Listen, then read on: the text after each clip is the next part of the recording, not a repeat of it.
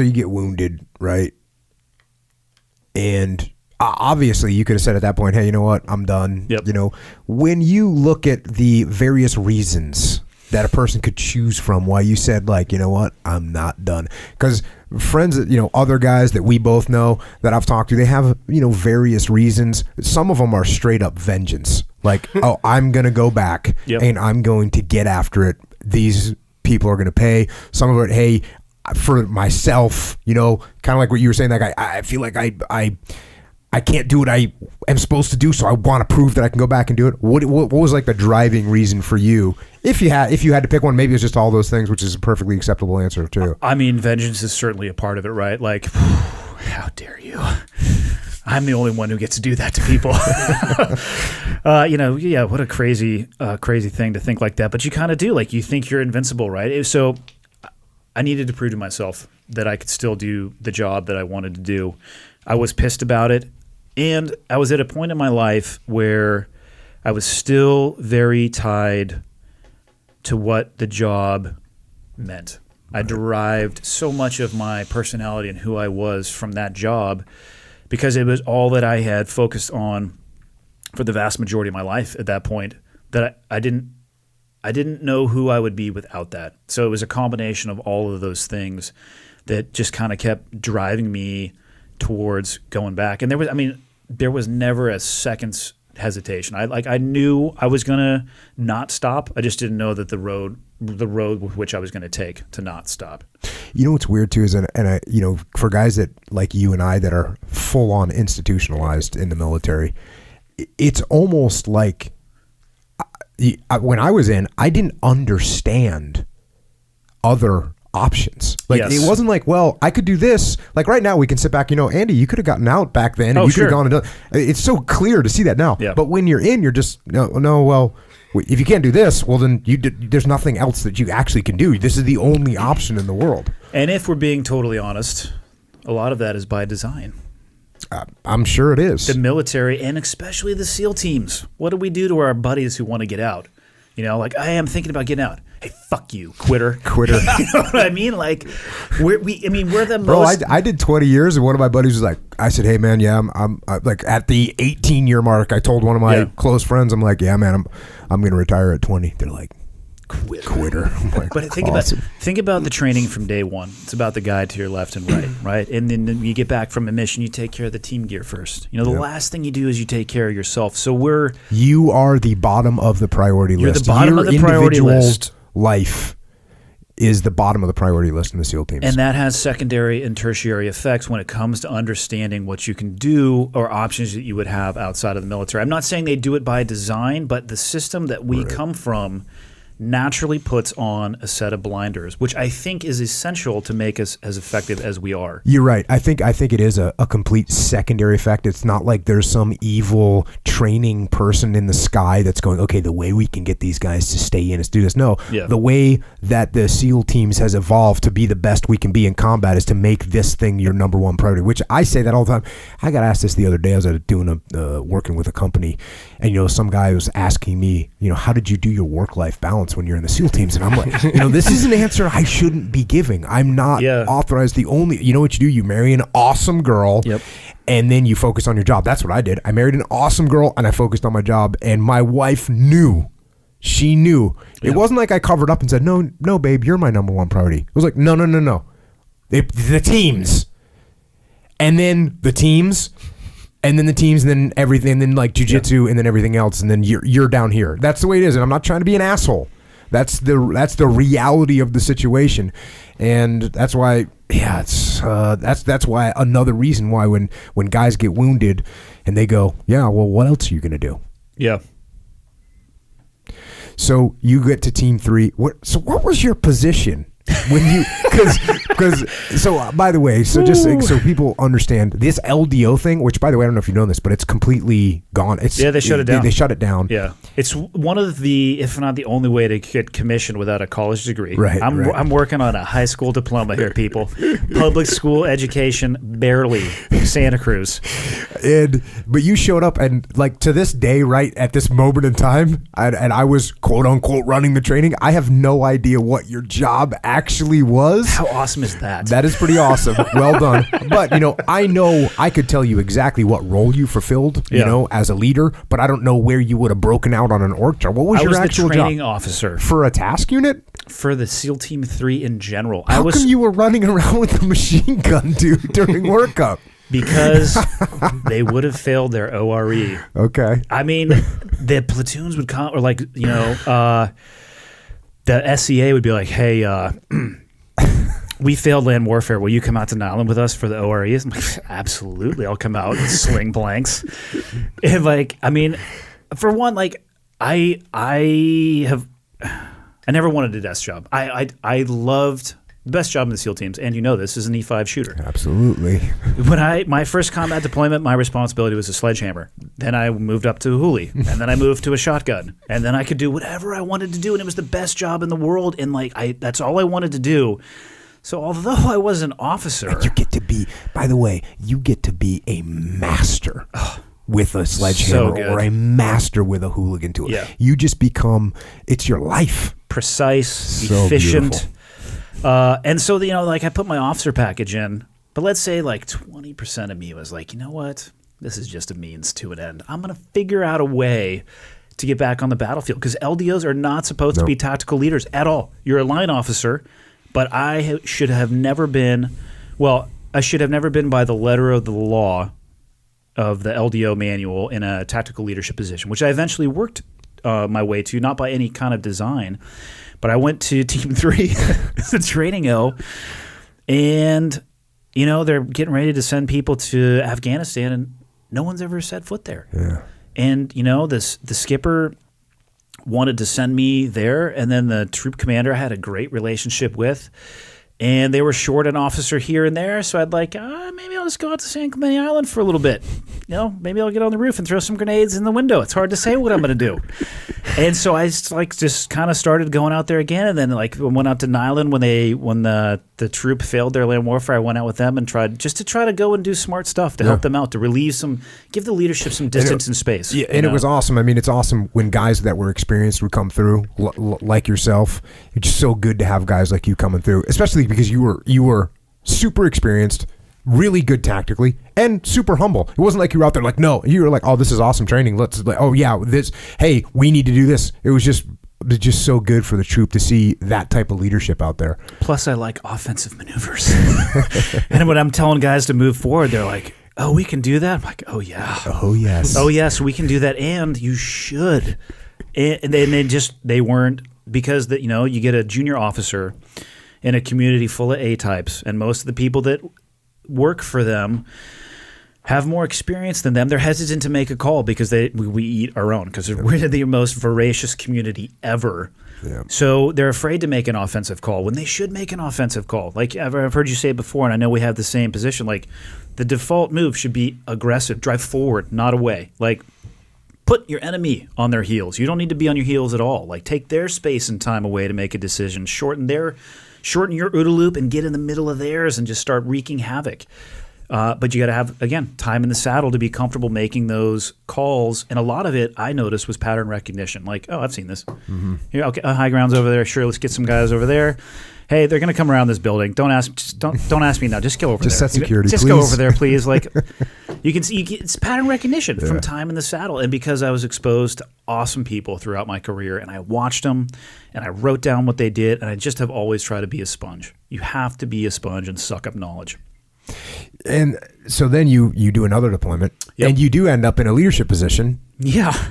Which, again, good job. You said it was, what did you just say? It was unintended or something like that? It was relatively unintended. Relatively. I like, okay, you've quantified it now. Thank you, because I was going to have to call bullshit on you. So I went through the last, the troop commander from that troop was like, hey, you're going to come over. I was supposed to be the OPSO on that deployment at a fire base that was in between the two platoons. One of the officers was having a kid. He wanted to stay back for about the first month and a half, and so they had no AOIC. I'm a minted 01 at this point, freshy, butter bar. One of my favorite things to do, totally on the side, was to put my camis on with my butter bars, and I'd go to the ops meetings over at Group. Yeah. And I'd let like E6s and E7s like talk to me like I was a brand new guy. Because I look relatively young, and they're like, later on, once you got some, time. And these guys are actually guys that you would probably, or in many cases, have been in the teams longer than. Oh, for sure. Yeah. 100%. And I'd be like, tell me more.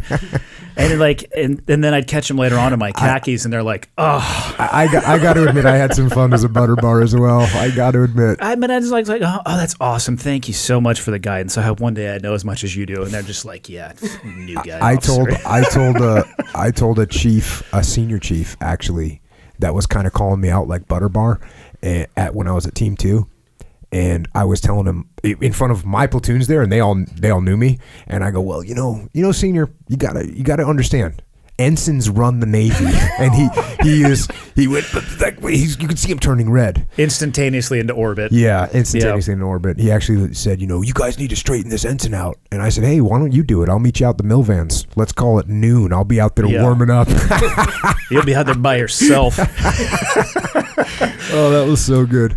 Yeah, so, the true commander was like, hey, do the last month of training with us, which was the San Clemente block. Oh, yeah. So we went out there with the San Clemente block. The skipper was like, hey, go over there as the OPSO, but we're going to slide you out with this platoon. We're having some potential leadership issues with the OIC, a man that I know you're familiar with, because we experienced them largely together. Yeah. And I think, and this is me speaking for why I think he did that. I think he put me out there as a safety mechanism. Right. I don't know. I don't think he had anything else to do. So I went out there, and he ended up being relieved. And then the skipper, I was an 01 wearing 03 and 04 when Scott wasn't paying attention, because I would just take his collar devices off and whatever. It's not like I'm an 03 either, so I would just put on whatever collar device I could get my hands on. Good thing there was no Colonel bars available. Oh, I'd have been wearing, if I could find some General stars, I'd have been rocking those things. And it was one of the best deployments of all the stuff that I did while I was in. I think what I was the proudest of is a lot of the guys I deployed with were people that I had put through BUDS. And to see them overseas on their first deployment, and the only word for it is afraid to do something because of the consequences. There's as you know, there's a lot of oversight. If you pull the trigger on somebody, you had better be able to articulate why you did that. You need to be able to conduct yourself over the radio. You have to be able to paint the picture. There's a correct way to brief. There's the ways that you got to play. It's mental judo. And interacting with people, and to see these young guys who had no experience and afraid's not probably the best word, but hesitant to make decisions. And then at the end of the deployment, just sharp teeth out, knowing what they need to do. And I can just sit back, and again, that's a lot of that is them getting that experience. But I was just glad that I was able to be there to provide that buffer, because I wasn't going to let anything happen while I was out there to the best of my ability. Like, I always picked the most dangerous place to be. I always wanted to be in the position where there's going to be a decision to be made. Like that's just the way that I want to be. Like, where's the most dangerous place to be? Where's the most optimal place to be? Put me in, coach. I'm going to be right here.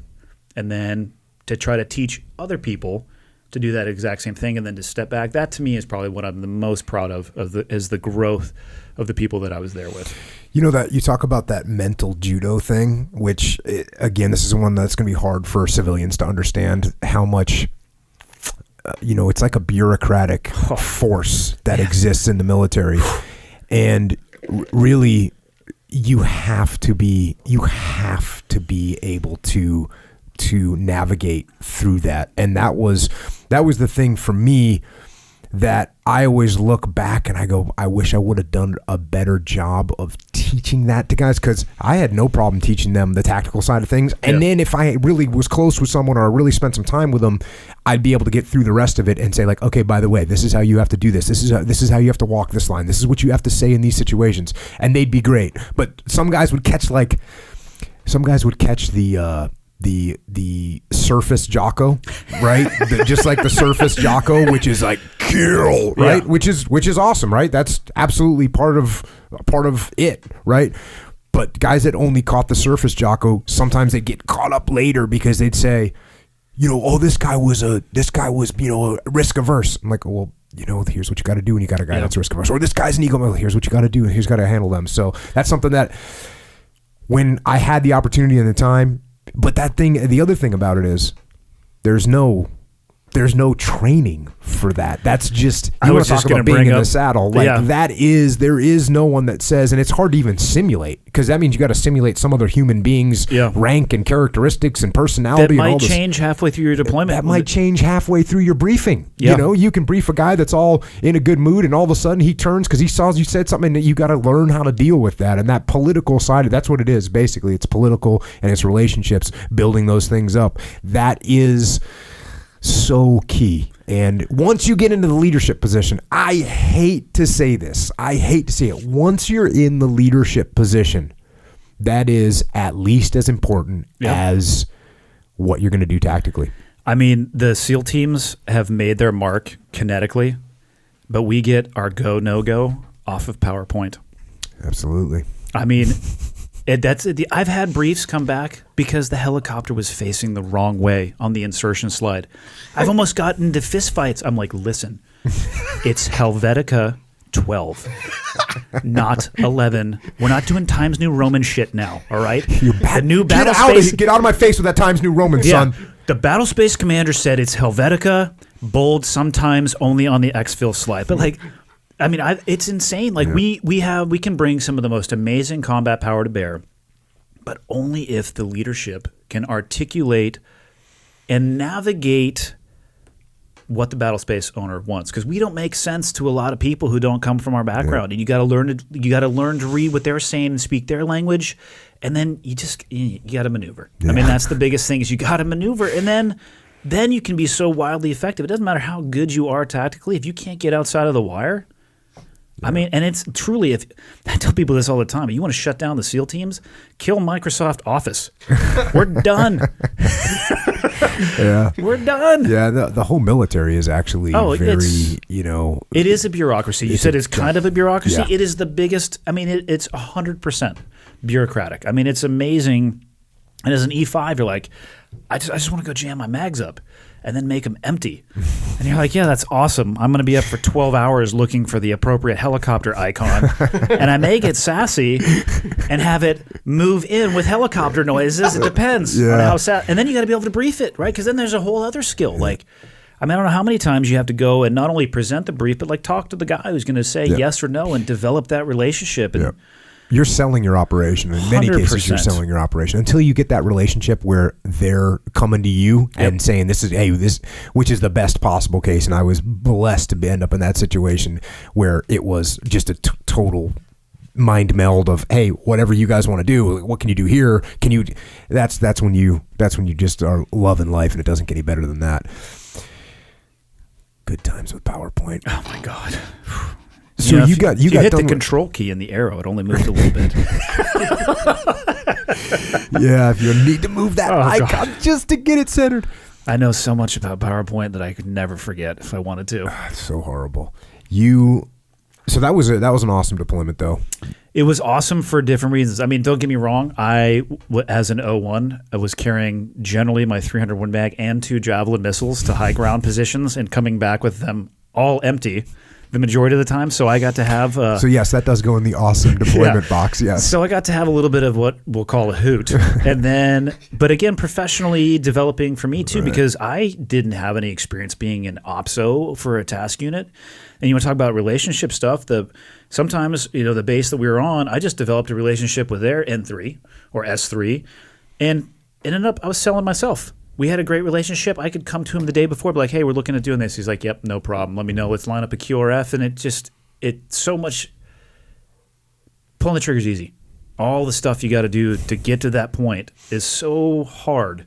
and it just doesn't make the movies because it's boring. Yeah, no, there will literally never be a movie or a book about that crap. Why can't we have a movie about a 72-hour planning cycle? I don't understand. Where's the 3-meter imagery? God damn it, this is 5. I heard one of my platoon commanders, not Leif, the Delta platoon commander, was telling someone, and he goes, someone was like, oh yeah, you guys got to, and he said, I watched Jocko literally beat his head up against a wall for every single operation that we did. I was like, oh damn.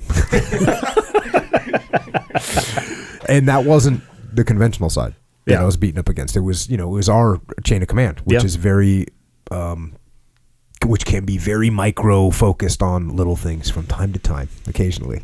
You get the broad spectrum of leadership inside of the teams. Not all of it is good. But whichever game you got to play, that's what you got to play. And that's exactly what I did. And that's why I always say I had the same relationship with every boss I'd ever have. Yeah. No matter who they were or how crazy they were or how awesome they were, they trusted me and they were going to give me what I needed to do my job. Yep. So that was your last deployment then? It was. And then you went to Tradet. And I was gone. When did you get there? I got there in August of 2010. Yep, I was. Well, I think the last time I literally saw you before today was in the hallway right by your old office. You were walking out, and I was coming back from deployment, and we I was like, "Hey, what's up, dude?" Hey, man, later. Yeah. So 5 years ago, that's no big deal. Actually, 7 years ago. What'd you do there? I was the OPSO. Okay. I think. I mean, did you get to go out at all? I didn't do anything. I augmented the leapfrogs. I don't do good when it comes. I mean, I did my job, but I'm not a paperwork, ninja at all. No, and nor is there really. It's not really an OPSO, much like the Tradet guy is not the CO. He's the OIC. Right. So a lot of those positions, there's redundancy. There was a training warrant. Yeah. It's fairly repetitive. So there's not at a team where it's the first time you're going to go through this and now it's everything. So. You get through 2 or 3 cycles, and it's like, okay, you could put this thing on autopilot. It's the same thing every 3-6 months, whatever it is. So I got medically retired. I was going to just get out of the military. I came back from that deployment, and I was talking to the officer detailer about what I would need to do to continue my career. And she said, well, since you haven't done your AOIC or your OIC tour, what we're going to need you to do is 2 back-to-back, AOIC, OIC, and then you're going to do your disassociated tour. I'm just like, we can stop right now. My wife's not going to tolerate that. I think she's at the vast limit. I was at the limit. My body, my ankle, I almost had to medevac myself out a couple of times, roll my ankle extremely bad on an offset patrol in, laying on target with my foot up in the air. It just, I recognized it my time was over. So I researched what it would take for me to stay in and continue, and it was not tenable. So I was just going to get out of the military. And I was 5 days from my separation date and went to go get my physical. And the doc is like, no, I'm not signing this. Right on. Good for him. They extended me a year. I mean, I had to go. I went out to the NICO out at Bethesda, did that as far as the kind of the horsepower for the ride-up, got the whole full assessment done, and ended up getting medically retired, which was a huge benefit to myself, all thanks to that doc who was like, no, I'm not going to sign this.